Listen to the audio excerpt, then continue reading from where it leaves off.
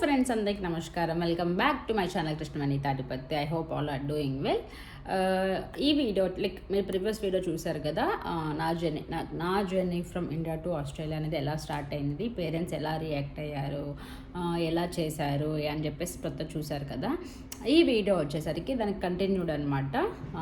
Checkup police security ఎలా జరిగింది, నన్ను ఎలా అడిగారు, నాకు ఎయిర్పోర్ట్లో ఏమైనా డిఫికల్టీస్ ఏమైనా ఫేస్ చేశానా, తర్వాత వచ్చేసి ఇమిగ్రేషన్ ఎలా జరిగింది, టఫ్ ఉంటుందా సింపుల్ ఉంటుందా, ఆ ఇన్ఫర్మేషన్ అంతా ఈ వీడియోలో ఉంటుంది. వీడియోలోకి వెళ్ళక ముందు నేను కొన్ని important tips and important information share చేయాలనుకుంటున్నాను. అదేంటంటే ఫస్ట్ టిప్ వచ్చేసరికి డాక్యుమెంట్స్ ఏ క్యారీ చేయాలి.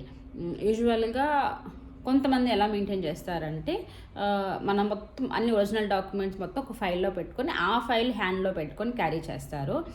అలా చేయొద్దు. ఏదైతే మీ ఒరిజినల్ డాక్యుమెంట్స్ ఉంటాయో చూసారా, అదంతా మీ హ్యాండీ లగేజ్లో పెట్టేసుకోండి.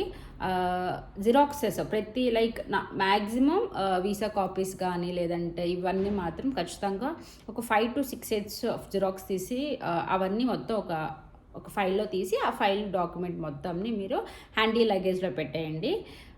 ఇంపార్టెంట్ డాక్యుమెంట్స్ మాత్రం ఏమేంటి అంటే main documents, your passport, your boarding pass, visa document and your COE confirmation of enrolment document. ఈ 4 డాక్యుమెంట్స్ మాత్రమే మీరు హ్యాండీగా పెట్టుకోండి. మీకు వెంటనే వాళ్ళు అడిగితే ఇలా వెంటనే తీసి ఇచ్చేలాగా మీరు అది పెట్టుకోండి. అంతేగాని ఫుల్ డాక్యుమెంట్స్ మొత్తం మీరు హ్యాండీల్లో అయితే క్యారీ చేయొద్దు. సెకండ్ పాయింట్ వచ్చేసరికి ఇమిగ్రేషన్ ఎలా జరిగింది, టఫ్గా ఉంటుందా, ఈజీగా ఉంటుందా, లేదంటే ఏమైనా చెయ్యాలా అని కొంచెం చాలామందికి ఉంటుంది. చాలా సింపుల్గా ఉంటుంది, టఫ్ అయితే అసలు ఉండదు ఇమిగ్రేషన్. బట్ స్టార్టింగ్ భయం ఉంటుంది, ఎలా జరిగింది ఫస్ట్ టైం కాబట్టి. నేను అలానే భయపడ్డాను, అబ్బాయి ఎలా అడుగుతాడే ఈ క్వశ్చన్స్. బట్ వన్స్ నేను అది ఎక్స్పీరియన్స్ చేసాక అర్థమైంది చాలా ఈజీగా ఉంటుంది ఇమిగ్రేషన్ ప్రాసెస్ అనేది. మిమ్మల్ని అడిగే క్వశ్చన్స్ ఏంటంటే మీరు ఏ యూనివర్సిటీ, ఏ కోర్సు, ఎన్ని ఇయర్స్ ఉంటున్నారు, ఎక్కడ ఉంటున్నారు, ఇప్పుడు ఎక్కడ వస్తున్నారు, ఇప్పుడు వచ్చాక మీకు ఏమైనా షెల్టర్ ఉందా, ఉంటే ఎక్కడ ఉంటున్నారు, ఎవరితో ఉంటున్నారు, వాళ్ళ అడ్రస్ ఏంటి. నెక్స్ట్ ఇంకా ఇమిగ్రేషన్ ఆఫీసర్ స్ట్రిక్ట్ అయితే మీరు ఎందుకు వస్తున్నారు ఆస్ట్రేలియాకి, ఏ పర్పస్ మీదకి వస్తున్నారు, చదువు అయిపోయాక వెళ్ళిపోతారా, ఉంటారా అని చెప్పేసి కొన్ని ఎక్స్ట్రా ఏదైతే మనం ఎస్ఓపీలో మెన్షన్ చేస్తాం కదా, ఆ క్వశ్చన్స్ కొన్ని అడుగుతారనమాట. It's depends. బట్ ఏదైనా కానీ ఓవరాల్గా ఇన్ఫర్మేషన్ అయితే ఇమిగ్రేషన్ అయితే ఈజీగానే జరిగిద్ది. నెక్స్ట్ వచ్చేసరికి ఇంకో మెయిన్ టిప్ ఏంటంటే ఇమిగ్రేషన్ హైదరాబాద్లో ఇమిగ్రేషన్ జరగదు. ఇమిగ్రేషన్ అంటే జస్ట్ ఏం చేస్తారంటే మన పాస్పోర్ట్ ఇచ్చి మన జస్ట్ వీసా డాక్యుమెంట్ పాస్పోర్ట్ ఇస్తే వాళ్ళు అన్నీ చెక్ చేసి మనకి స్టాంప్ వేస్తారు హైదరాబాద్లో. అండ్ కమ్స్ టు ఆస్ట్రేలియాకి వచ్చినప్పుడు ఆస్ట్రేలియా వాళ్ళే ఈ క్వశ్చన్స్ మెయిన్గా అడుగుతారనమాట. అక్కడ ఏంటంటే వాళ్ళు మిమ్మల్ని మీరు ఏ యూనివర్సిటీని అడిగినప్పుడు ఇంకో టిప్ ఏంటంటే ఇక్కడ వాళ్ళ స్లాంగ్లో వాళ్ళ ఆస్ట్రేలియా ఆసీ పీపుల్ వాళ్ళు ఎలా ప్రొనౌన్స్ చేస్తారు, యూనివర్సిటీస్ని కానీ మీరు ఉండే అడ్రస్ని కానీ ఏంటి మొత్తం వాళ్ళు ఎలా ప్రొనౌన్స్ చేస్తారో అది ప్రొనౌన్స్ చేయడానికి ట్రై చేయండి. మీరు చేస్తే కొంచెం గుడ్ ఒపీనియన్ ఉంటుంది, వాళ్ళకి అర్థమవుతుంది ఏ యూనివర్సిటీకి వస్తున్నారో మీరు అని చెప్పేసి. సో అక్కడ కొన్ని యూనివర్సిటీస్ అక్కడ ఒకలాగా ప్రొనౌన్స్ చేస్తారు, బట్ మనం ఇక్కడ ఒకలా ప్రొనౌన్స్ చేసామనుకో మనం చేసే ప్రొనౌన్స్ వాళ్ళకి అర్థం కాదు. సో అక్కడి నుంచి కొంచెం ఎలా చెప్పేది ఇంకొంచెం డ్రాగ్ అయ్యిద్ది అనమాట ఇమిగ్రేషన్ ఆఫీసర్కి మనకి ఉన్న కన్వర్జేషన్. సో అట్లా కాకుండా మెయిన్గా మీరు ఇమిగ్రేషన్ దగ్గరికి వచ్చే పాటికి మీరు మీ యూనివర్సిటీస్ని, మీ కోర్స్ని, మీరు ఉండే అడ్రసెస్ని ఆసీ పీపుల్ ఎలా ప్రొనౌన్స్ చేస్తారు మీరు అలా ప్రొనౌన్స్ చేయడానికి ట్రై చేసి దాని మీద మీరు వర్క్ చేయండి. అది మన వచ్చేసరికి డిక్లరేషన్ ఫామ్. చాలామందికి అసలు ఐడియా ఉండదు డిక్లరేషన్ ఫామ్ అంటే ఏంటి అనేది, అసలు ఎలా ఫిల్ చేయాలి ఏంటి అనేది. నేను ఆ ఇన్ఫర్మేషన్ అంతా నా నెక్స్ట్ వీడియోలో నేను చెప్తాను. అసలు అది ఎలా ఉంటుంది, ఎలా ఫిల్ చేయాలి ఏంటి అనేది. బట్ అది కూడా మెయిన్ డాక్యుమెంటు. ఆస్ట్రేలియా ఇమిగ్రేషన్ దిగిన తర్వాత ఫస్ట్ మీరు పాస్పోర్టు, సిఓఈ వీటితో పాటు ఎక్స్ట్రా అడిగేది మిమ్మల్ని మీ డిక్లరేషన్ డాక్యుమెంటు. అది మీరు ఎంత కరెక్ట్గా ఫిల్ చేస్తే మీరు అంత త్వరగా ఎయిర్పోర్ట్ నుంచి బయటకు వస్తారు. మీరు అక్కడ ఏమాత్రం మీరు లగేజ్లో ఒకటి తెచ్చారు, బట్ అది మీరు ఇక్కడ డిక్లేర్ చేయలేదు. సో అక్కడ మీరు డిక్లేర్ చేయకపోతే వాళ్ళు మళ్ళీ ఏం చేస్తారు, మళ్ళీ చెకప్ చేస్తారు. అదంతా చాలా లెంతీ ప్రొసీజరు. సో అట్లా కాకుండా డిక్లరేషన్ని చాలా ప్రిసైజ్గా అప్డేట్ చేయడానికి ట్రై చేయండి. దాని ఇన్ఫర్మేషన్ మొత్తం నేను నెక్స్ట్ ఫర్దర్ వీడియోస్లో చెప్తాను. నెక్స్ట్ మెయిన్ ఇంపార్టెంట్ డౌట్ అందరికీ ఉండేది. డిపోర్ట్ చేస్తారా లేదా ఆస్ట్రేలియా గవర్నమెంట్. ఇప్పుడు ప్రజెంట్ సిచ్యువేషన్లో ప్రతి కంట్రీ డిపోర్ట్ చేస్తున్నారు. సో యాజ్ ఎ స్టూడెంట్ మనకి వీసా వచ్చిన దగ్గర నుంచి ఖచ్చితంగా టెన్షన్ ఉంటుంది. అయ్యో ఇప్పుడు ఇమిగ్రేషన్ ఎలా జరిగిద్ది, ఏం పంపి వచ్చేస్తారా, వెళ్ళే వరకు మన లైక్ హ్యాపీగా ఫీల్ అవ్వలేము అన్నమాట. వెళ్ళమా ఇమిగ్రేషన్ వాళ్ళు పంపించేస్తారా లేదా ఆ టెన్షన్లోనే ఉంటాము. సో బట్ నాకు తెలిసిన చెప్తున్నాను ఏంటంటే ఆస్ట్రేలియా గవర్నమెంట్ స్టూడెంట్ వీసా వచ్చిన స్టూడెంట్స్ని మాత్రం 99% డిపోర్ట్ అయితే అస్సలు చేయరు. ఎందుకంటే మీరు కనుక జెన్యున్గా వస్తున్నారు, స్టార్టింగ్ నుంచి మీ డాక్యుమెంట్స్ జెన్యున్గా ఉన్నాయి, లైక్ ఫస్ట్ నుంచి ఎండింగ్ వరకు ప్రతిదీ జెన్యున్గా ఉంటే అసలు మిమ్మల్ని డిపోర్ట్ అనే అసలు అవకాశమే లేదనమాట. సో మీరు అసలు దానికి వరి అవ్వబాకండి. వాళ్ళు ఏ క్వశ్చన్స్ అడిగితే ఆ క్వశ్చన్స్కి జస్ట్ కాన్ఫిడెంట్గా ఆన్సర్ ఇచ్చేయండి అంతే. డిపోర్ట్ అయితే ఆస్ట్రేలియా గవర్నమెంట్ స్టూడెంట్ వీసాస్ని ఇవన్నమాట కొన్ని టిప్స్ అండ్ ఇంపార్టెంట్ ఇన్ఫర్మేషన్. నేను ఎక్స్పీరియన్స్ చేసింది నాకు తెలిసినంత వరకు ఇవి కొన్ని ఇంపార్టెంట్ టిప్స్. నా ఫ్రెండ్స్ నేను వచ్చేటప్పుడు నాకు షేర్ చేశారు. సో నేను కూడా ఈ ఇన్ఫర్మేషన్ మీకు షేర్ చేశాను. ఎంతో ఎవరైతే ట్రావెల్ చేస్తున్నారో ఎంతో కొంతమందికి అయితే ఈ ఇన్ఫర్మేషన్ యూజ్ అయ్యిద్దని. ఇంకా ఇప్పుడు వచ్చేసరికి వీడియో చేసేయండి నా ఎక్స్పీరియన్స్ ఎలా జరిగింది, నా ఇమిగ్రేషన్ ఎక్స్పీరియన్స్ కానీ నా ఫ్లైట్ ఎక్స్పీరియన్స్ ఎలా జరిగింది అనేది ఈ వీడియోలో చూసేయండి. ఇంకెందుకు ఆలస్యం, లెట్స్ వాచ్ ద వీడియో. ఇంకా అందరికీ ఫైనల్గా గుడ్ బైస్ చెప్పేసి నేను ఇంకా లోపలికి వచ్చేసాను. ఇంకా ఇక్కడ స్టార్టింగే మనకి ఎంట్రీ పాయింట్ దగ్గర పోలీస్ మన పాస్పోర్ట్, మన వీసా డాక్యుమెంట్ ఇన్ఫర్మేషన్ కరెక్ట్గా రెండు మ్యాచ్ అవుతుందో లేదో చూసి మన లోపలికి పంపిస్తారు. లోపలికి ఎంటర్ అవ్వగానే మనకి ఏ ఎయిర్లైన్స్కి ఎటు వెళ్ళాలని చెప్పేసి ఇన్ఫర్మేషన్ ఉంటుంది. ఆ ఎయిర్లైన్స్కి వెళ్ళిపోయి మీ లగేజ్ అంతా చెక్ చేయించుకొని మనకి బోర్డింగ్ పాస్ ఇస్తారు అక్కడ. నాకు ఫ్లైట్ నా టికెట్ మీద నాకు 40 kgs లిమిట్ ఇచ్చారు, ఇంక్లూడింగ్ హ్యాండ్ లగేజ్తో పాటు. సో నాకు ఎగ్జాక్ట్గా 40 kgs వచ్చింది, అటు ఇటు అవ్వలేదు. బట్ మీరు లగేజ్ ప్యాక్ చేసుకున్నప్పుడు కూడా మీరు ఒక టికెట్ 1 to 10 times వెయిట్ కరెక్ట్గా చెక్ చేసుకోండి. ఎందుకంటే అన్ని ఎయిర్లైన్స్ ఒకేలా ఉండవు. కొన్ని ఎయిర్లైన్స్ అయితే మిమ్మల్ని ఫైన్ పర్లేదు అలౌ చేస్తారు. బట్ కొన్ని ఎయిర్లైన్స్ అయితే 1 kgకి 2000 పే చేయాలని చెప్తారు. లేదంటే కొన్ని ఎయిర్లైన్స్ అయితే అసలు యాక్చువల్గా ఐటమ్స్ తీసేయమని చెప్తారు. మనం ఇంత కష్టపడి ఐటమ్స్ అన్నీ ప్యాక్ చేసేసుకొని అక్కడ అలా డస్ట్బిన్లో పడేయడం మనకి అసలు చాలా హర్ట్ అవుతాం. అందుకే మీరు ప్యాక్ చేసుకునేటప్పుడు వెయిట్ చెక్ చేసుకోండి. 1కి 10 times చెక్ చేసుకొని లగేజెస్ తెచ్చుకోండి. ఇక్కడ మన బేసిక్ ఇన్ఫర్మేషన్ అడుగుతారు. మళ్ళీ సేమ్ యాజ్ యూజువల్ చెప్పినట్టుగా వీసా, పాస్పోర్ట్, మీ కాంటాక్ట్ డీటెయిల్స్ అన్నీ అడిగి వెయిట్ అంతా చెక్ చేసి మనకి బోర్డింగ్ పాస్ ఇస్తారనమాట. బోర్డింగ్ పాస్ తీసుకోగానే వెంటనే అర్జెంటుగా ఫొటోస్ అన్ని తీసుకోకుండా ఇమిగ్రేషన్కి వెళ్ళిపోవాలన్నమాట. ఎందుకంటే ఇమిగ్రేషన్కి చాలా టైం పట్టింది. మేము అంత క్యూ ఉంటుందని అసలు ఎక్స్పెక్ట్ చేయలేదు ఇమిగ్రేషన్కి. యాక్చువల్గా అక్కడికి వెళ్ళంగానే ఇంత క్యూ చూసి ఏంటి ఇంత క్యూ ఉందా అని చెప్పేసి అని ఆన్ అండ్ యావరేజ్గా మాకు 2 hours పట్టింది. 2 hours కాదు, 1 hour పట్టింది ఇమిగ్రేషన్ క్లియర్ అవ్వడానికి, ఆ క్యూలో రావడానికి. ఇది ఇమిగ్రేషన్ ఆఫీస్ అనమాట. ప్రతి ఎయిర్లైన్స్కి అంటే శ్రీలంక ఎయిర్లైన్స్కి ఒకటి ఇమిగ్రేషన్ అలా ఉండదు. ఎవరైతే ఇంటర్నేషనల్గా ట్రావెల్ చేస్తున్నారో వాళ్ళందరికీ సేమ్ ఇమిగ్రేషన్ ఆఫీస్ అది అందరికీ ఒకటే ఉంటుంది కాబట్టి అంత క్యూ ఉంటుంది అనమాట.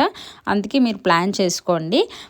ఇక్కడ నేను ట్రావెలింగ్ నేను ఒకదానే సోలోగా ట్రావెల్ చేయలేదు, నాతో పాటు నా ఫ్రెండ్ వచ్చిందనమాట. మేమిద్దరం కలిసి ట్రావెల్ చేసాము. సో ఇక్కడ డిస్కస్ చేసుకుంటున్నాము ఫ్లైట్ ఎన్నింటికి ఉంది, ఎన్నింటికి వెళ్ళాలి, ముందు వాళ్ళు ఏమడిగారు క్వశ్చన్స్, మనల్ని ఏమడుగుతారు క్వశ్చన్స్ అనేదో ఏదో నార్మల్ డిస్కషన్ అడుగుతాం. ఇక్కడ మా ఫ్రెండ్ వీడియో చూడు ఇలా వస్తుంది, ఇలా కొంచెం అని. అసలు యాక్చువల్గా వీడియో సరిగ్గా తీయలేకపోయాను, అంత చాలా రా వీడియో అనమాట ఇదనమాట. వీడియో ఎలా తీయకూడదు అనేది ఇదే ఎగ్జాంపుల్గా చూసుకోవచ్చు ఎవరైనా కానీ. ఎందుకంటే చాలా టెన్షన్లో ఉన్నాం, మైండ్ అంతా వేరే వాటితో ప్రీఆక్యుపై అయిపోయింది. సో వీడియో తీయాలని ఆలోచన రాలేదు. బట్ స్టిల్ అప్పుడప్పుడు గుర్తుకొచ్చినప్పుడు ఆ ఇన్ఫర్మేషన్ షేర్ చేయాలి, ఇది ఇంపార్టెంట్ అని గుర్తుకు రావడం వల్ల నేను అట్లీస్ట్ కొంచెం వీడియో తీయగలిగాను. సో వీడియో బాగోపోతే ప్లీజ్ ఎక్స్క్యూజ్ చేయండి ఈ టైంకి. ఇంకా నాకు ఇమిగ్రేషన్ ఏం డీటెయిల్స్ నార్మల్గా జనరల్గా మన పాస్పోర్ట్ తీసుకొని అంత ఇన్ఫర్మేషన్ చెక్ చేసి స్టాంప్ వేసేసారు. ఫస్ట్ టైం నాకు నా పాస్పోర్ట్ మీద స్టాంప్ చూశాను. ఆఫ్టర్ పాస్పోర్ట్ తీసుకున్న 3 years తర్వాత పాస్పోర్ట్లో స్టాంప్ చూడడంగా చాలా హ్యాపీ ఫీల్ అయ్యాను. ఇంకా అది అయిపోయిన తర్వాత నెక్స్ట్ స్టెప్ వచ్చేసరికి మీ లగేజ్ చెకింగ్. ఇక్కడ కూడా మనకి టైం వేస్ట్ అంటే ఎక్కువ టైం తీసుకుంటుంది. అంటే 10 minutesలో అయిపోద్దని అనుకోబాకండి, ఇక్కడ కూడా టైం వేస్ట్ అవుతుంది. అందుకే అన్నీ ప్లాన్ చేసుకోండి. ఇక్కడ మనకి ఇలా ట్రేస్ వస్తాయి కింద నుంచి, ఆ ట్రేస్ తీసుకొని మీ హ్యాండ్ లగేజ్ని అలా ఒక దాంట్లో ఓపెన్ చేయాల్సిన అవసరం లేదు, జస్ట్ ఇలాగా జిప్ ఓపెన్ చేసేసి ఆ ట్రేలో పెట్టేయాలి. ఇంకో ట్రేలోనేమో మీ ఎలక్ట్రానిక్స్ ఐటమ్స్ మొత్తం ఇంకో ట్రేలో పెట్టాలి. అవి పెట్టంగానే మూవ్ అవుతూ అక్కడ పోలీస్ ఆఫీసర్ కూర్చుంటారు. వాళ్ళు సిస్టంలో మొత్తం చెక్ చేస్తారు. లైక్ ఈ ప్రొడక్ట్సే మనకి ఫ్లైట్లోకి వెళ్ళాలని ఉంటాయి కదా, అవి ఉంటేనే వాటిని అలౌ చేస్తారు. ఏమైనా ఎక్స్ట్రాగా ఏమైనా తీసుకెళ్తే వాటిని ఏం చేస్తారంటే ఆ పక్కన పోలీస్ ఆఫీసర్ ఉంటారనమాట. ఆ పోలీస్ ఆఫీసర్ ఆపేసి ఆ లగేజ్ ఓపెన్ చేసి మనల్ని అడుగుతారు, ఏంటి ఇది నువ్వు తీసుకొచ్చావు, అసలు ఇదంటే ఏంటి అని చెప్పేసి మన ఇన్ఫర్మేషన్ అడుగుతారు. అలానే మా ఫ్రెండ్ కూడా ఆపారనమాట. తను ఏదో ఆయిల్ బాటిల్ తీసుకొచ్చింది. లిక్విడ్ ఐటమ్స్ యూజువల్గా ఎలా ఉండదు అనమాట. సో అది ఏంటి, అసలు ఇది ఎక్కడి నుంచి ఫామ్ అయింది ఏంటి అని చెప్పేసి ఎక్స్ట్రా డీటెయిల్స్ అన్ని అడిగి బట్ స్టిల్ పంపించేశారు. డస్ట్బిన్లో అయితే వేయలేదు, థ్యాంక్ గాడ్. అదంతా అయిపోయిన తర్వాత ఇంకా అయిపోయింది. ఇంకా జస్ట్ మేము మా ఫ్లైట్ కోసం వెయిట్ చేయడం. మా ఫ్లైట్కి ఇంకా హాఫ్ అన్ అవర్ 45 minutes ఉంది ఇంకా ఫ్లైట్ టైం అవ్వడానికి.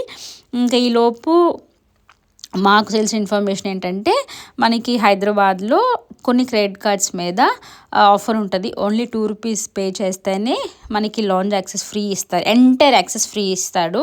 సో మాకు అది తెలిసి వెంటనే అక్కడికి వెళ్ళిపోయి ఏ క్రెడిట్ కార్డ్స్కి ఆఫర్ ఉంటుందో కూడా మాకు ఐడియా లేదు. సో ఉన్న క్రెడిట్ కార్డ్స్ మొత్తం నేను మా ఫ్రెండ్స్ ఇద్దరం బయటికి తీసేసి మీరే చెక్ చేసుకొని చెప్పండి దేనికి వచ్చిద్దని. బట్ లక్కీగా మా ఇద్దరికి మా క్రెడిట్ కార్డ్స్ మీద ఆఫర్ వచ్చింది.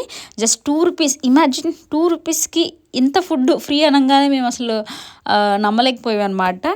బట్ స్టిల్ లోపలికి వచ్చి ఇక్కడ చాలా ఐటమ్స్ ఉన్నాయి, hot drinks, juices, Fanta, food, biryanis, desserts, panipuri, starters చాలా ఉన్నాయి.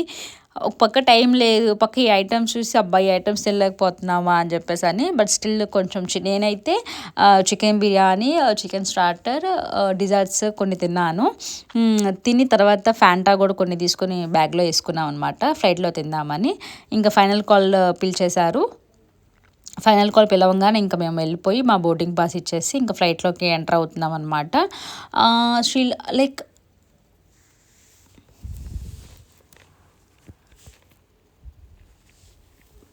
ఇది ఇంకా ఫ్లైట్కి ఎంట్రన్స్ అయ్యే వే అనమాట. ఇక్కడ నుంచి మాకు డైరెక్ట్గా ఫ్లైట్లోకి వెళ్తాము. ఇక్కడ శ్రీలంక ఎయిర్ హోస్టెస్ చాలా బాగున్నారు, అంటే చాలా సింపుల్గా ఉన్నారు.